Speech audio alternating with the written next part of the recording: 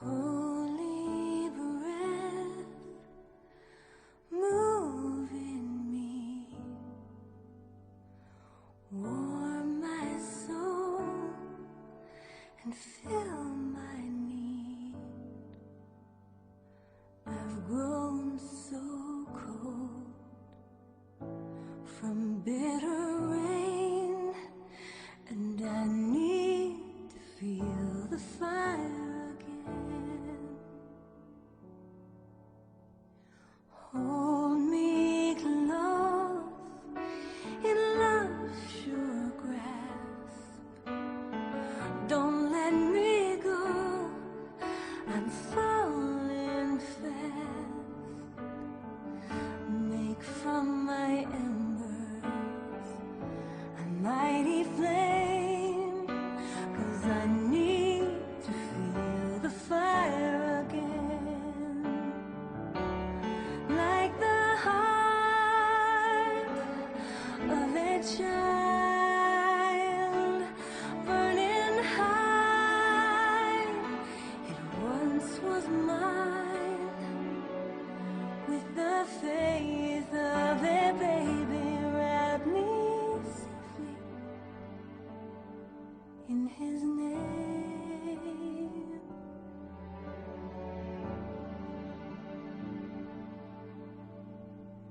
Here I am, a willing heart. Make a fire from this tiny spark. I've known the burning of truest flame, and I need to feel the fire again.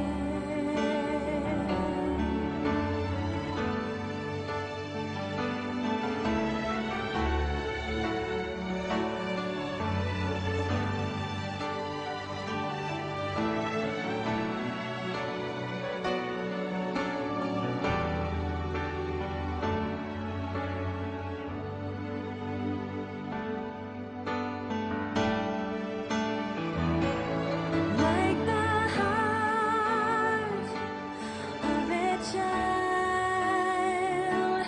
burning high, it once was mine. With the faith of a baby, wrap me safely in his name.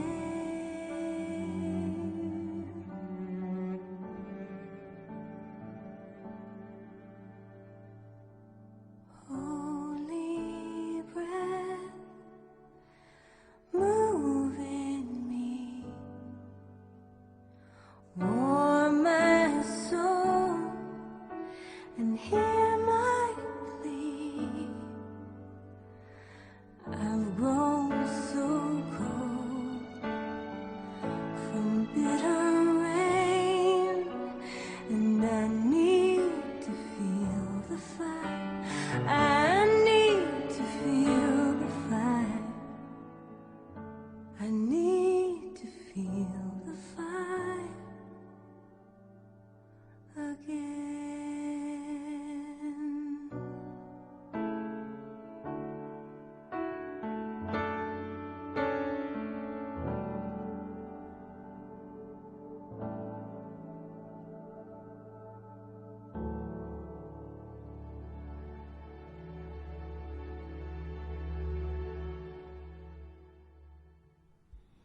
Voilà, c'est très très beau et je pense que ce sont des paroles, des images fortes que nous propose là Judith Asomugha.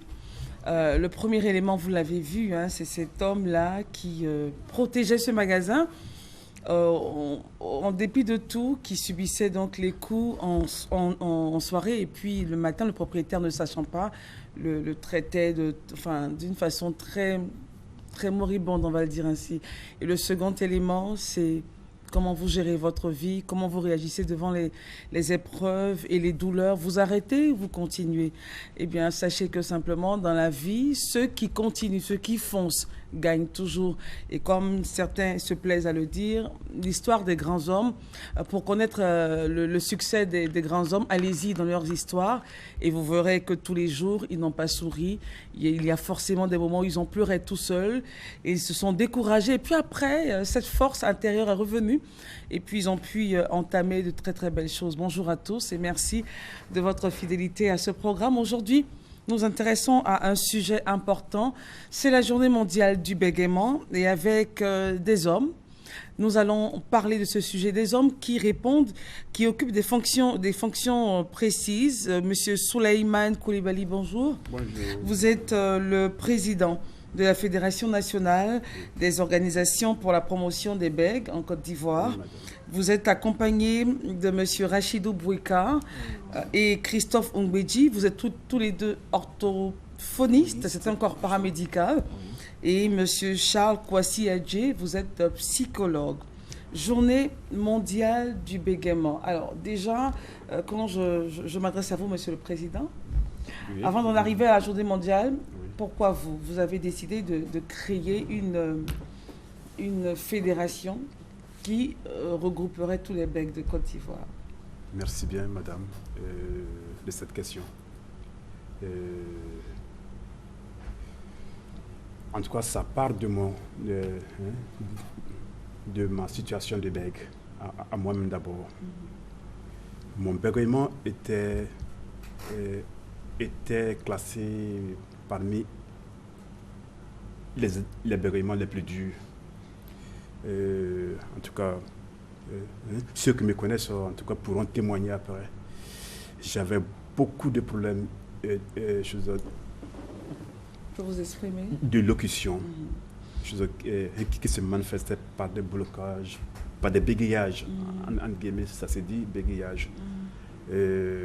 Aussi, mon expérience scolaire et enfin ma tentative de me trouver de l'emploi, mes difficiles tentatives de me trouver des emplois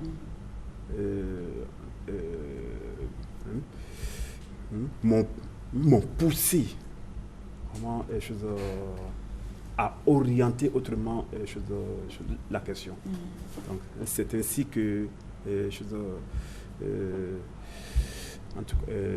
d'autres personnes en situation de cet handicap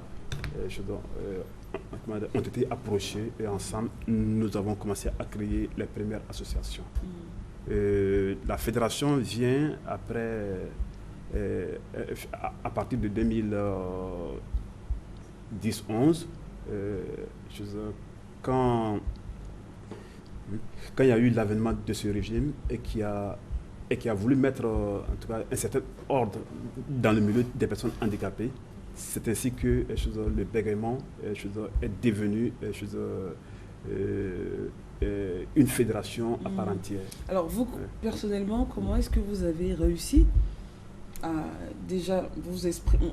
On vous comprend, on vous entend, et puis ce que vous dites est bien dit, mais ce n'était pas le cas au départ, comme on le disait tout à l'heure en antenne. Comment vous avez réussi justement à travailler cela? Merci bien, c'est une question intéressante. Et en effet, parce que en tout cas, je m'exprimais à partir des bouts de papier que je taillais pour mettre dans la poche. En tout cas, je suis quelque part, je sors un papier, j'écris, et puis on communique. Voilà. Mais aujourd'hui, je parle avec une certaine fluence. C'est parce que tout simplement, j'ai connu la rééducation orthophonique et psychologique. En tout cas, je suis allé vers les orthophonistes.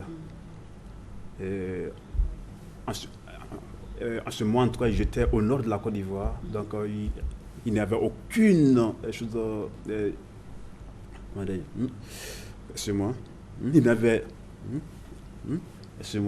il n'y avait aucune unité de rééducation orthophonique dans nos différents centres de santé publics. Voilà. Donc, je suis allé à Bamako, à Bamako, pour connaître en tout cas ce que c'est l'éducation orthophonique. Alors, nous avons des orthophonistes avec nous, M. Rachidou Boueka et Christophe Ngweji, vous êtes là tous les deux. Et il fait mention des orthophonistes dans la rééducation. Quel est votre rôle? Présentez un peu votre corps de métier, s'il vous plaît. Alors, nous sommes des orthophonistes, nous sommes des Boueka. thérapeutes du langage oral et écrit. Et Thérapeute du langage oral, écrit et de la communication.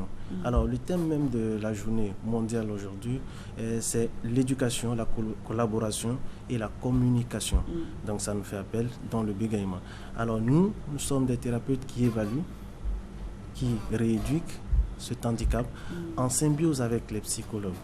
Et donc, nous apportons des nouvelles techniques à ces personnes à pouvoir s'exprimer aisément, à diminuer la survenue des blocages, des répétitions, des élongations, il parlait des bégayages, des syncynésies, c'est-à-dire des mouvements associés à la parole et qui perturbent la communication de la personne.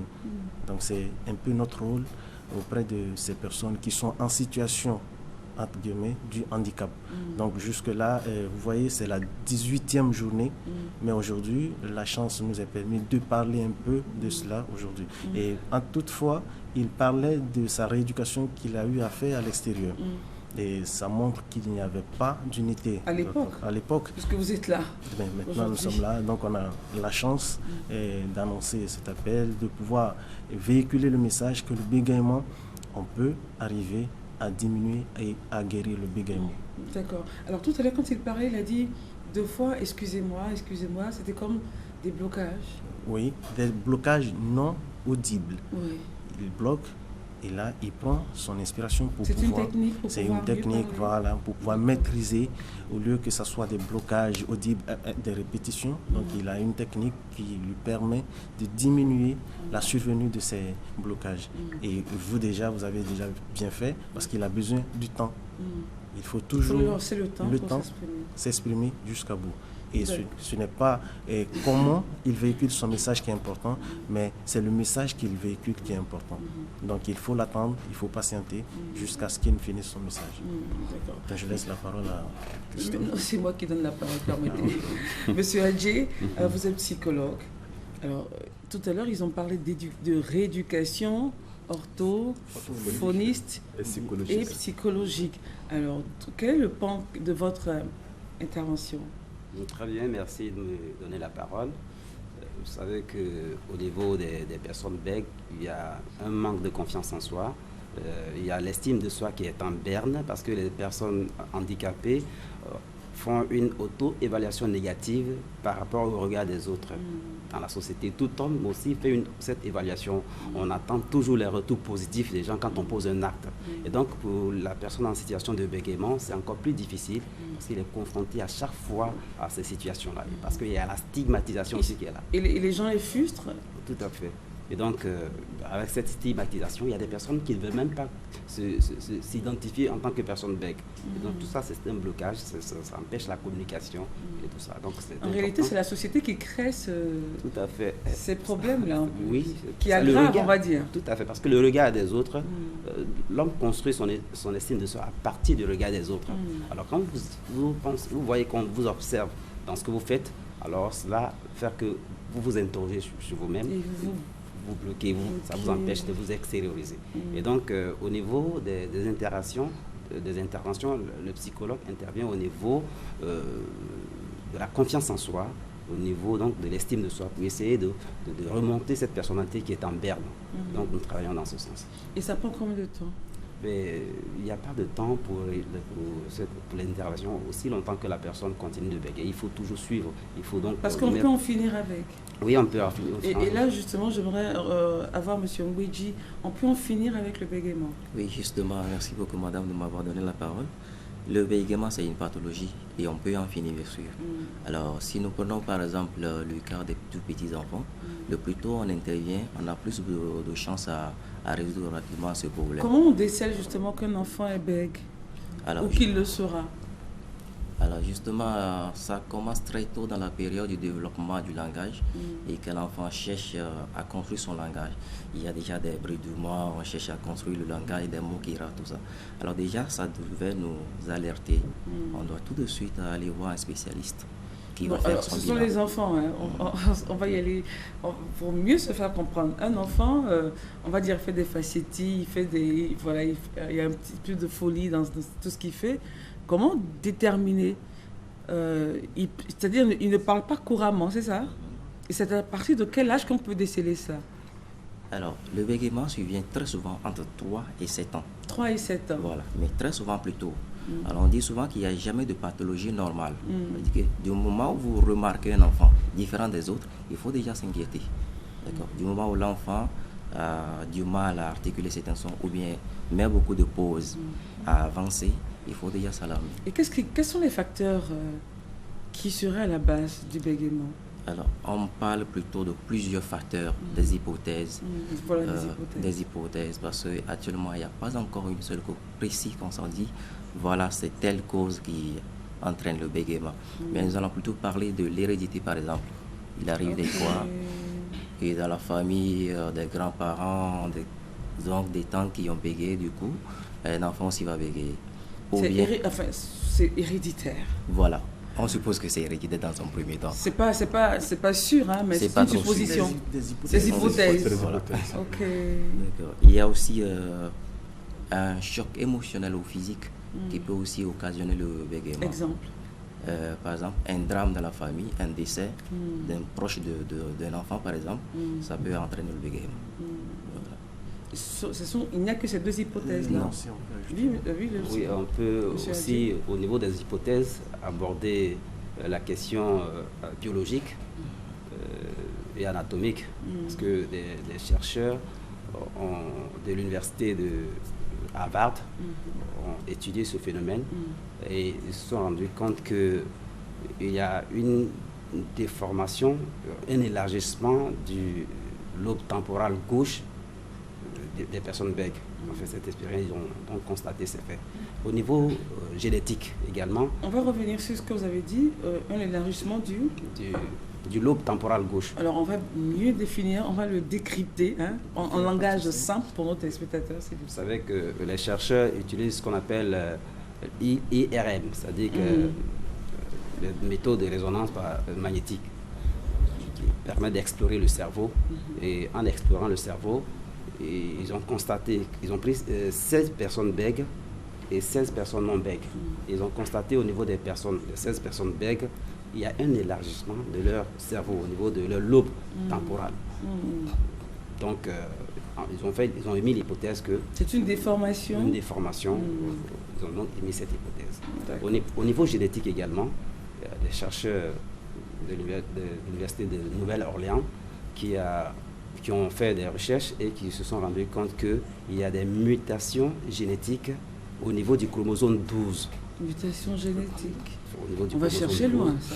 Oui, et puis ils ont fait aussi une étude au niveau du Brésil, et cette étude fait l'état de ce que le chromosome 10 aussi était en mutation. Donc ce sont des hypothèses qui sont émises pour vraiment explorer la question du bégaiement. Les facteurs psychologiques, il en a parlé. Il peut se faire que l'enfant, dans sa petite enfance, un choc. Et voilà, donc il s'agit donc d'une mauvaise adaptation aux conditions environnementales. Par exemple, à la naissance d'un petit frère sur un enfant qui ne peut pas supporter cette situation, il peut commencer à bégayer.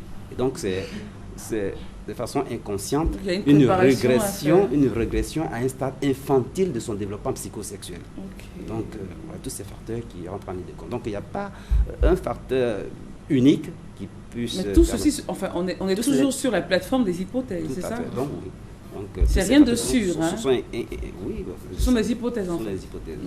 D'accord. Monsieur Bourquois, vous voulez ajouter quelque chose? En fait, mes prédécesseurs ont déjà évoqué des facteurs. facteurs. Un peu plus fort, excusez-moi. Alors, les facteurs sont regroupés en 3 catégories. Il y a des facteurs qui prédisposent la personne à bégayer, des facteurs qui déclenchent le bégaiement et des facteurs qui chronicisent le bégaiement. Alors déjà, ils ont tout cité. Je vais renchérir un peu, en rajouter.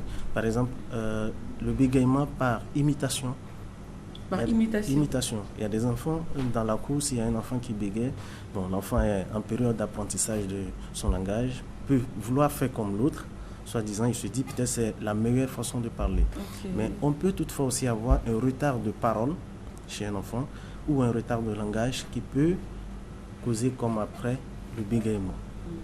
Et comme le disait le docteur Adji, les études ont montré que vraiment aussi au niveau du cerveau, il a parlé un peu de cela. Mais en fait, pour une personne, les études ont montré que pour une personne qui est droitière, le lobe temporal gauche est la zone où se situe le langage, le développement du langage. Voilà, donc la difficulté se retrouve là et on trouve que 80% des personnes droitières, le langage qui se développe au niveau du lobe temporal gauche peut avoir des handicaps ou des élargissements. Donc c'est ceci qui entraîne des fois des syncynésies, des tics, des blocages, des contractions inappropriées. Voilà. D'accord. On peut, je vois, ajouter un Oui, peu, allez-y. on peut aussi évoquer des facteurs accidentels, tels que la gaucherie contrariée. Vous savez que, c'est-à-dire l'enfant qui écrit avec la Sa main main gauche, on le force à écrire avec la main droite. Ça a des répercussions sur le cerveau. Ça peut même entraîner la dyscalculie spatiale. Vous savez que l'enfant qui doit disposer 125 plus 12 ne saura pas comment disposer. Donc, et puis il y a aussi la dysgraphie spatiale. L'écriture est en grand désordre sur une feuille, mais c'est tout bien lisible. Donc voilà les facteurs qui puissent permettre donc de détecter aussi le bégaiement. C'est-à-dire quand un enfant veut être gaucher, il faut le Il faut laisser... laisser écrire avec la main gauche. La main gauche. D'accord. D'accord. Alors parlons de la rééducation et de comment ça commence cette rééducation. Messieurs les orthophonistes et monsieur le psychologue, quand vous avez un cas en face de vous, quand il rentre dans votre bureau, déjà vous commencez à lui dire quoi pour le mettre en confiance? C'est le psychologue qui démarre ou c'est vous? Bon, d'accord. Bon, il faut d'abord faire un diagnostic. Faire un diagnostic avant toute prise en charge. Connaître l'histoire de son bégaiement. Et c'est lui qui vous la raconte? C'est lui ou bien les parents qui sont avec lui qui essaient de faire Et l'analyse. s'il est seul? S'il est seul, il peut tout de même connaître l'histoire de son handicap et évaluer. Pour essayer de savoir quels sont les facteurs qui sont à l'origine de ce bégaiement. C'est à partir de ces éléments qu'on peut évaluer une prise en charge thérapeutique. Est-ce que pour tous les cas, vous savez les raisons évidentes qui... Dans tous les cas, il faut poser un diagnostic avant de faire toute intervention. Donc, on connaît plus ou moins les facteurs qui sont Est-ce en que ça cause. arrive que l'individu lui-même ne se rappelle pas vraiment de ce qui pourrait causer, ce qui aurait causé ce bégaiement-là? Dans tous les cas, on peut évoquer le problème d'études familiales. Est-ce qu'il y a eu des cas de bègue ou bien de bégaiement dans la famille? Tout ça pour essayer de voir comment ça s'est déclenché. D'accord. Et après que le psychologue ait fait ce ratissage, vous, orthophonistes, vous commencez par quoi pour la rééducation? Oui, bon, déjà, avant même de parler de la rééducation, je pense que nous intervenons aussi dans le dépistage et même dans la prévention plutôt. Donc l'idéal serait d'abord de dépister les enfants qui probablement bégaieraient et déjà commencer par une thérapie familiale et même au niveau de l'entourage. Et on ne va pas attendre que ça devienne un bégaiement systématiquement pour prendre en charge. C'est-à-dire qu'il faut mettre... Enfin, maintenant, je pense qu'avec cette émission, les parents vont être informés parce que... Justement. On ne savait pas. Oui. Alors, avant d'en arriver à la rééducation, on parle du dépistage. Monsieur le Président, vous voulez dire quelque chose? Allez-y. Merci bien, madame. Vraiment, je saute vraiment sur en tout cas, les propos de l'orthophoniste. Effectivement, un bégaiement vite détecté peut être soigné. En tout cas, à toutes les chances, en tout cas de s'estomper ou d'être soigné. Dans votre cas, il a été détecté à quel âge? Non, vraiment, c'est... Très tard? Tard.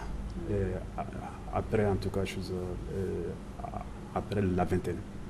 Voilà, à ce sujet, on voudrait dire que le 31 de ce mois, nous organisons une vaste séance de dépistage et de rééducation orthophonique, psychologique et même en tout cas de développement personnel. Ça sera le 31 de ce mois, octobre, à la Riviera Palmeraie, juste après l'immeuble Colo. Kolo-Touré. Et il y a un centre là qui est là. En tout cas, ça sera dans ce centre. Donc nous lançons l'appel à tous les parents, à tous les ménages, même aux écoles. Voilà, il y aura une visite dans les écoles pour parler. Hein? Oui, justement. Vous allez visiter les écoles, les écoles pour prévenir. Pour prévenir. Oui. D'accord. Alors, en fin d'émission, vous allez revenir sur l'appel, c'est très important, et donner aussi les contacts de la fédération. Merci. Alors, j'aimerais qu'on revienne sur le sujet de la rééducation, messieurs. Quand vous avez le bègue en face de vous, vous commencez par quoi? Quels sont les exercices que vous essayez de faire à son niveau? Voilà, justement, vous allez parler des exercices. Mais avant les exercices, le docteur Adjé a déjà parlé un peu de l'anamnèse. Voilà, déjà chez nous, est-ce que je vous entends? L'anamnèse, l'histoire de la maladie. Parlez un peu plus fort pour moi. Ok, un peu l'histoire de la maladie en fait. Voilà. Et donc, dans ça, pour un enfant moins de 5 ans, nous recevons le plus tôt l'enfant et les 2 parents si possible. Parce que là, c'est un peu difficile, voilà, justement pour l'enfant, pour nous parler un peu de la survenue, de la manifestation, de tout ce qu'on voudrait savoir. Donc, on reçoit les parents et on reçoit aussi l'enfant à côté. Et donc, juste après, avec l'entretien des parents, on entame l'évaluation même de la personne. Vous faites quoi? Alors, l'évaluation consiste à évaluer tout d'abord le langage oral de la personne, pour voir, comme je le disais tantôt, est-ce qu'il n'y a pas un retard de langage ou un retard de parole ou d'articulation qui pourrait être à l'origine de la survenue de ces blocages, de ces répétitions. Et maintenant, nous évaluons aussi la coordination pneumophonique. Alors, vous savez, de voix manque aujourd'hui pour parler, j'inspire et c'est sur l'expiration que je parle. Alors, ce phénomène qui semble être très facile pour nous, mais est très difficile pour les personnes qui sont en situation de bégaiement. Donc, on évalue ce mécanisme et après, on évalue aussi le débit de la parole. Ok. Vous allez sur combien de séances, monsieur l'orthophoniste? Et dans un premier temps, on fait une série de 20 séances. 20 séances. Et à la fin de ces 20 séances, on fait un bilan d'évolution pour voir quels sont les acquis et voir s'il faut relancer ou bien si le patient arrête. Mais après 20 séances, normalement, il y en a qui déjà commencent à être corrigés, n'est-ce pas? Oui, justement. Ouais, même avant 20, oui. Moi, je n'entends pas quand il lui parle. Même avant 20 séances. C'est votre métier qui vous fait parler comme ça? Bon, de nature peut-être. De nature. D'accord. Alors, il faut aussi dire que le bégaiement, ce n'est pas une fin en soi. Ce n'est pas une fin en soi, c'est une étape de votre vie, mais ce n'est pas une fin en soi, n'est-ce pas? Avec votre permission, on part juste à la pub et on se retrouve dans quelques instants.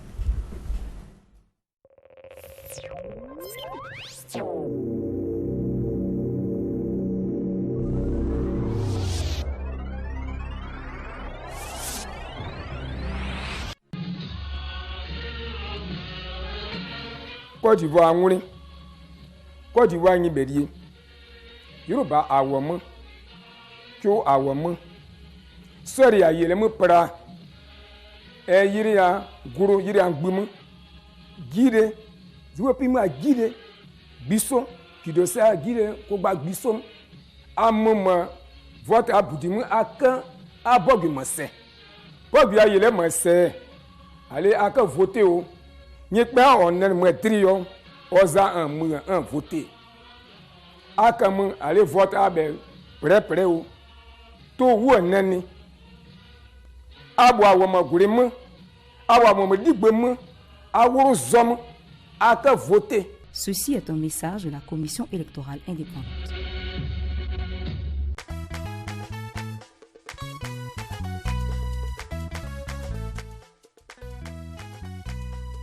Ivoiriens, Ivoiriennes, en cette année électorale, jouons tous dans le camp de la non-violence pour faire de la paix une réalité dans notre patrie. Élection, c'est pas Niaga.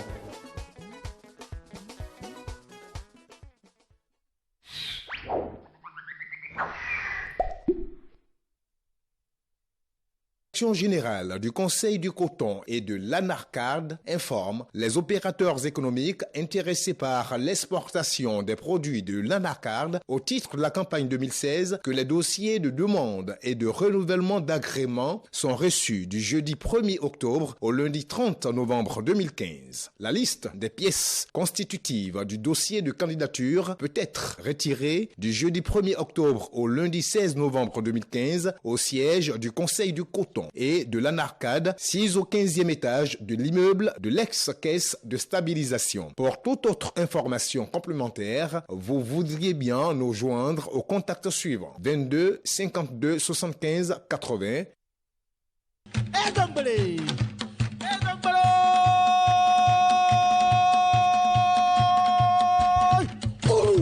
Abissa 2015, Onzima Kotoko.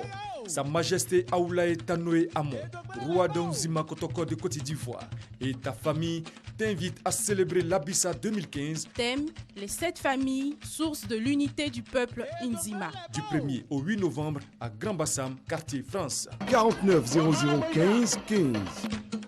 Orange. Cette semaine dans votre salle de cinéma. Bienvenue à Bagdad, messieurs, dames. Trouve-lui un mari riche, très riche et beau. Non, bon, on s'en fout, juste très riche. Le labyrinthe, la terre brûlée. Venez, suivez-moi. Personne n'a quitté la terre brûlée depuis longtemps. Il y a des situations qui peuvent changer ta personne. Hôtel Transylvania. On est complet, le blob. Désolé, vieux. Ouais, je sais pas si ça va le faire. Retrouvez tous les horaires sur notre page Facebook. L'école de spécialité multimédia d'Abidjan pour les futurs professionnels de l'audiovisuel, de la création, du marketing et du journalisme. L'ESMA, c'est plus de 600 étudiants repartis en 5 filières: BTS, communication visuelle, développement web, licence, cinéma d'animation 3D, game programmer, journalisme plurimédia. Des formations d'avenir pour une insertion professionnelle réussie. L'ESMA, l'école qui professionnalise votre talent.